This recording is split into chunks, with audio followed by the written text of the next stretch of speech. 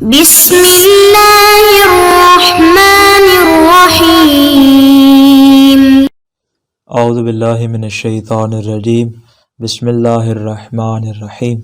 عزیز طلبہ کرام، آج ہم اصول الفکر المظفر کا سبق نمبر 84 پڑھنے جا رہے ہیں، اور آج انشاءاللہ ہم بیان کریں گے مفہوم کی اقسام کو۔ گزشتہ درس میں ہم نے بیان کیا تھا کہ مفہوم کسے کہتے ہیں اور منطوق کسے کہتے ہیں۔ مفہوم کے حوالے سے جتنے بھی معنی تھے ہم نے ان تمام معنی کو بیان کیا، اور اس میں سے جو معنی ہماری مراد تھا وہ ہم نے تفصیل کے ساتھ بیان کر دیا، اور یہ بھی بیان کیا کہ اس معنی کی کیا کیا خصوصیات ہیں اور کون کون سے افراد اس میں شامل ہوتے ہیں۔ اسی کے ساتھ ہم نے یہ بھی بیان کیا تھا کہ مفہوم کے جو دیگر معانی ہیں ان کے ساتھ جو معنی اصولی ہے اس کی کون سی نسبت پائی جاتی ہے۔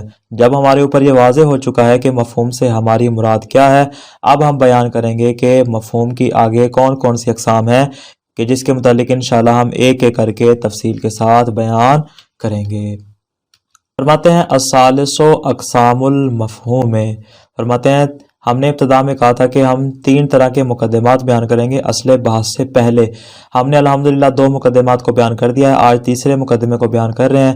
جب یہ مقدمات مکمل ہو جائیں گے اس کے بعد انشاءاللہ پھر اصل بحث کا آغاز کریں گے۔ فرماتے ہیں کلی طور پر مفہوم کی ہمارے سامنے 2 قسمیں آتی ہیں۔ پہلی ہے مفہوم موافقت اور دوسری ہے مفہوم مخالفت۔ فرماتے ہیں مفہوم موافقت کیا ہوتا ہے؟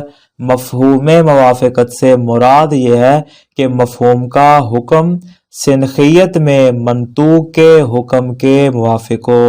آسان الفاظ میں یوں کہیں گے کہ جو حکم مفہوم کا ہے وہی حکم کس کا ہونا چاہیے؟ منطوق کا ہونا چاہیے۔ اگر دونوں کا مفہوم ایک جیسا ہوگا تو ہم اسے مفہوم موافقت کا نام دیں گے، جیسا کہ اس کے نام سے ظاہر ہے کہ یہاں پہ کیا ہوتا ہے؟ مفہوم موافقت کرتا ہے اپنے منطوق کی۔ البتہ مفہوم موافقت میں بھی ہمارے سامنے 2 طرح کی صورتیں آتی ہیں، اس کو انشاءاللہ ہم اگلے صفحے پہ بیان کر رہے ہیں۔ الثالث اقسام المفہوم، تیسرا مقدمہ ہے مفہوم کی اقسام کے بارے میں۔ ینقسم المفہوم الی مفہوم الموافقت و مفہوم المخالفت، کہتے ہیں مفہوم تقسیم ہوتا ہے 2 قسموں میں، ایک ہے مفہوم موافقت اور دوسرا ہے مفہوم مخالفت۔ مفہوم موافقت کیا ہوتا ہے؟ الاول مفہوم الموافقت ما کان الحکم فی المفہوم موافقا فی السنخ للحکم الموجود فی المنطوق، کہتے ہیں کہ مفہوم میں جو حکم موجود ہے وہ والا حکم موافق ہو سنخیت کے اعتبار سے، کس کے ساتھ؟ اس حکم کے ساتھ جو کہ منطوق میں موجود ہوتا ہے۔ میں نے آسان الفاظ میں بیان کیا کہ جو حکم مفہوم کا ہوگا وہی حکم کس کا ہوگا؟ منطوق کا ہوگا۔ دونوں کا حکم سنخیت کے اعتبار سے ایک دوسرے کی برابری کر رہا ہو، اس کو ہم مفہوم موافقت کہتے ہیں۔ اب یہاں سے آگے بیان کریں 2 صورتوں کا۔ مفہوم موافقت میں ہمارے سامنے 2 صورتیں آتی ہیں۔ پہلی صورت ہے وجوب کی۔ وجوب سے مراد کیا ہے؟ یعنی دونوں کے دونوں مفہوم بھی اور منطوق بھی وجوب کے اعتبار سے برابر شمار ہوتے ہوں، یعنی مفہوم میں بھی وجوب کو بیان کیا جا رہا ہے اور منطوق میں بھی وجوب کو بیان کیا جا رہا ہے۔ اس کی مثال دیکھیے گا، اکرم ولد العالم، عالم کے بیٹے کا اکرام کرو۔ چونکہ عالم کا احترام واجب ہے لہذا اس کے بیٹے کا بھی احترام اس بنا پر کر رہے ہیں۔ تو یہاں پہ کیا ہوا؟ منطوق کیا کہہ رہا ہے؟ عالم کے بیٹے کا احترام کرو، تو مفہوم بھی کیا کر رہا ہے؟ مفہوم بھی بطریق اولا عالم کے اکرام کو واجب کر رہا ہے، یعنی منطوق بھی وجوب کو بیان کر رہا ہے اور جو اس کا مفہوم ہے وہ بھی وجوب کو بیان کر رہا ہے۔ یہ ہوگی پہلی صورت وجوب کی۔ دوسری صورت ہمارے سامنے آتی ہے حرمت کی۔ حرمت سے کیا مراد ہے؟ یعنی دونوں کے دونوں مفہوم بھی اور منطوق بھی حرمت کے اعتبار سے برابر ہو، یعنی مفہوم میں بھی حرمت کا حکم ہو اور منطوق میں بھی حرمت کا حکم پایا جائے۔ مثال کے طور پہ آئے قرآنی وَلَا تَقُلْ لَهُمَا اُفٍّ، اپنے والدین کو اف تک نہ کہو۔ اب یہاں پہ کیا ہے؟ یہاں پہ حقیقت میں جو منطوق ہے وہ حرمت کو بیان کر رہا ہے کہ والدین کو اف کہنا حرام ہے، یہ ہے اس کا منطوق۔ اور اس کا جو مفہوم موافقت ہے وہ کیا کہتا ہے کہ جب اف کہنا والدین کے لیے جائز نہیں ہے تو فرماتے ان کو مارنا، ان کو سب و شتم کرنا، ان کو گالی گلوچ کرنا، فرماتے یہ بطریق اولا کیا ہوگا؟ حرام ہوگا۔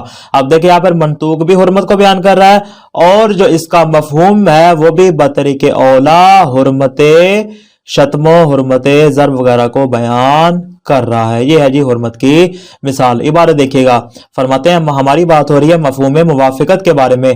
فَإِنْ كَانَ الْحُكْمُ فِي الْمَنْطُوقِ الْوُجُوبَ مثلاً کانا فی المفہوم الوجوب ایضاً. فرماتے اگر منطوق میں وجوب کا حکم موجود ہو تو اس کے مفہوم میں بھی وجود کا حکم ہوگا. اس لیے تو ہم موافقت کہہ رہے ہیں.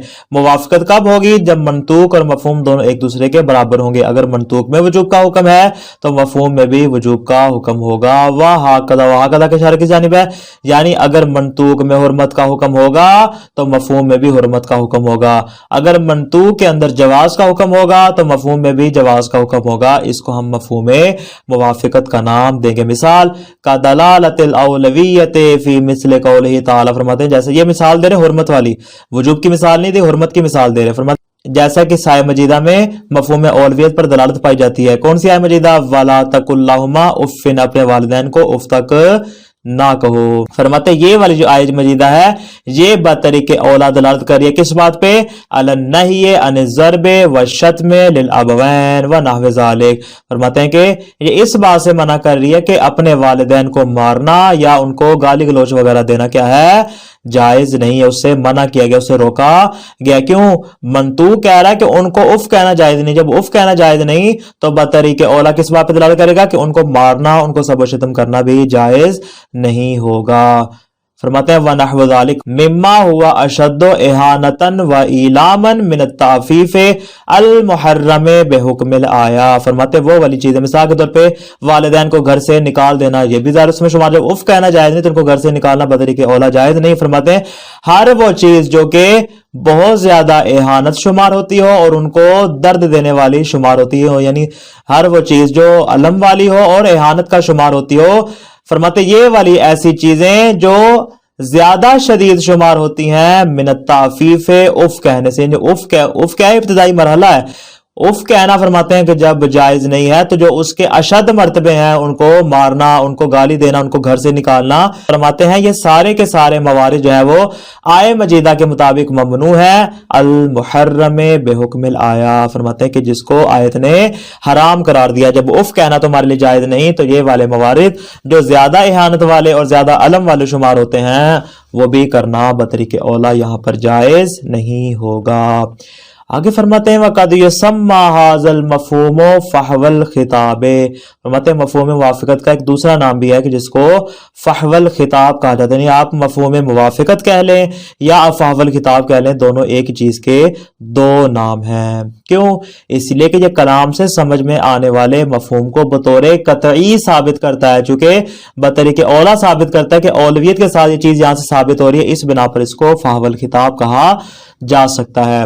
آگے فرماتے ہیں وَلَا نِزَاعَ فِي حُجِّیَّتِ مَفْہُومِ الْمُوَافَقَةِ. فرماتے ہیں مفہوم موافقت کی حجیت میں کوئی نزاع, کوئی جھگڑا نہیں ہے. سارے علماء کا اس بات پر اتفاق ہے کہ اگر کسی کلام کا مفہوم موافقت ہوگا تو وہ ہمارے لیے کیا ہوگا؟ حجت ہوگا. مفہوم موافقت کو فحو الخطاب بھی کہا جاتا ہے اور اس کو مفہوم اولویت بھی کہا جاتا ہے. کیوں؟ اس لیے کہ اس میں بطریق اولا کسی چیز کو ہم ثابت کر رہے ہوتے ہیں. کیا مراد؟ یہ جو ہم نے کہا نا کہ مفہوم موافقت ہمارے لیے حجت ہے, اس سے کیا مراد ہے؟ بمعنی دلالت الاولویت علی تعدی الحکم الی ما ہوا اولا فی علت الحکم. فرماتے ہیں کہ اولویت کی بنا پر دلالت موجود ہوتی ہے کہ یہ حکم متعدی ہو رہا ہے, حکم آگے پھیل رہا ہے, آگے بڑھ رہا ہے. یعنی صرف جملہ اس کے اندر نہیں ہے بلکہ ہم اس کے اگلے مرحلے کی جانب بڑھیں گے کہ جب اس بات کا حکم آیہ مجیدہ میں اس انداز میں بیان ہو رہا ہے تو جو اس سے اگلا مرحلہ ہے فرماتے ہیں ہم اس کی جانب تعدی کر جائیں گے کہ وہ والی چیز جو اس سے زیادہ اولا اور جس سے اگلا مرتبہ شمار ہوتی ہے. کس اعتبار سے؟ فی علت الحکم, حکم کی علت ہونے کے اعتبار سے, کہ جو علت اس میں پائی جاتی ہے وہی علت اس سے اگلے والے مرحلے میں اگر پائی جاتی ہو تو مشکل بھی حکم کو کیا کر دیتے ہیں؟ ثابت کر دیتے ہیں, اور حکم کو یہیں پر نہیں رکھتے بلکہ آگے کی جانب متعدی کر دیتے ہیں. اس بنا پر فرماتے ہیں کہ اس کو ہم مفہوم اولویت کا نام بھی دے سکتے ہیں. آگے فرماتے ہیں وَلَهُ تَفْصِيلُ كَلَامٍ يَأْتِي فِي مَوْضِعٍ. فرماتے ہیں اس کلام کی اور بھی زیادہ تفصیل ہے, انشاءاللہ یہ اپنے مقام میں مباحث حجت میں اس کی تفصیل آ جائے گی. آگے فرماتے ہیں الثانی مفہوم المخالفت. ابتدا میں آپ کو یاد ہوگا ہم نے بیان کیا تھا مفہوم کی دو قسمیں، ایک ہے مفہوم موافقت اور دوسری ہے مفہوم مخالفت. مفہوم مخالفت کیا ہوتا ہے؟ ما کان الحکم فیہ مخالفا فی السنخ للحکم الموجود فی المنطوق. فرماتے ہیں کہ جس میں وہ جو حکم موجود ہوگا وہ کس کے مخالف ہو؟ وہ سنخیت کے اعتبار سے اس حکم کے مخالف ہو جو کہ منطوق میں موجود ہو. یعنی منطوق کا حکم اور ہوگا اور مفہوم کا حکم اور ہوگا، دونوں سنخیت کے اعتبار سے ایک دوسرے کے کیا ہوں گے؟ مخالف ہوں گے. وَلَهُ مَوَارِدُ كَثِيرًا. فرماتے اس کے بہت زیادہ موارد ہیں کہ وَقَالْ كَلَامُ فِيهَا نَذْكُرُهَا بِالتَّفْصِيلِ. فرماتے کہ جس کے متعلق علماء میں بحث و تمہیز اور نزاع واقع ہو، جھگڑا واقع ہوا ہے، اس کو انشاءاللہ ہم تفصیل کے ساتھ بیان کریں گے مفہوم مخالفت کو. مفہوم مخالفت کی مثال کیا ہے؟ فرماتے ان جاء زید فاکرمہ. اگر زید تمہارے پاس آئے تو تم اس کا اکرام کرو. اب یہاں پہ اس کا منطوق کیا ہے؟ منطوق کہہ رہا ہے کہ زید کے آنے پر اس کا اکرام کیا ہے؟ واجب ہے. یہ ہے اس کا منطوق. منطوق کہہ رہا ہے کہ زید آئے گا تو اس کا اکرام ہوگا، لیکن اس کا مفہوم کیا ہے؟ اگر بالفظ ہم اس کا مفہوم مان لیں، مفہوم ہونے کے قائل انشاءاللہ آگے بیان کریں گے. اگر اس کا مفہوم ہوگا تو ہم کیا کہیں گے؟ اگر زید نہیں آیا تو پھر اس کا اکرام کرنا آیا واجب ہے یا واجب نہیں ہے، یہ اس کا کیا ہو جائے گا؟ مفہوم ہو جائے گا. تو کیا نتیجہ نکلا کہ یہاں پہ منطوق کیا ہے؟ زید کے آنے پہ احترام کا حکم ہے، اور مفہوم کیا ہے کہ اس کے نہ آنے پہ اس کا اکرام ہے یا اکرام نہیں ہے. اس کے بارے میں انشاءاللہ پھر گفتگو میں آگے بیان کر دیں گے. اس کو کہتے ہیں مفہوم مخالفت. جس طرح ہم نے مفہوم موافقت کو دو نام دیے تھے کہ ہم اس کو فحوى الخطاب بھی کہہ سکتے ہیں اور ہم اس کو مفہوم اولویت بھی کہہ سکتے ہیں، اسی طرح فرماتے ہیں مفہوم مخالفت کو دلیل الخطاب بھی کہا جاتا ہے. کیوں یہ نام کیوں دیا جاتا ہے؟